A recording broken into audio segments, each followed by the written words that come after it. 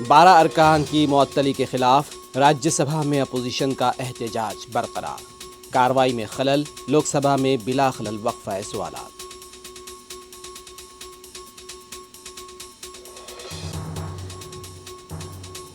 راجیہ سبھا ارکان کی معطلی کے خلاف پارلیمنٹ کے احاطے میں کانگریس پارٹی کا احتجاج، ارکان کی بحالی کا مطالبہ۔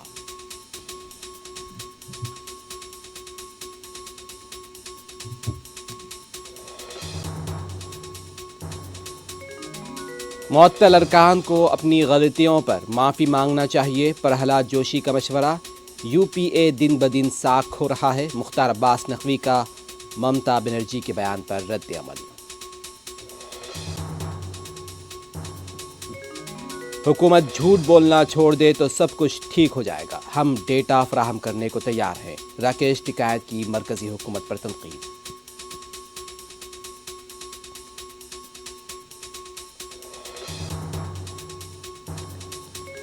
متھرا میں کرشن جنم بھومی کی تعمیر کا انتظار کر رہے ہیں، اتر پردیش انتخابات کے تناظر میں نائب وزیر اعلیٰ کیشو پرساد موریا کا ٹویٹ۔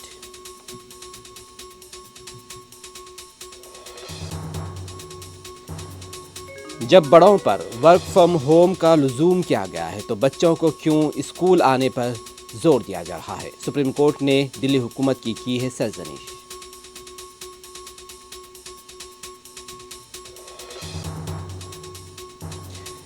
ملک میں آج گزشتہ روز کے مقابلے کووڈ کے کیسز میں اضافہ، 9765 نئے متاثرین، 477 اموات۔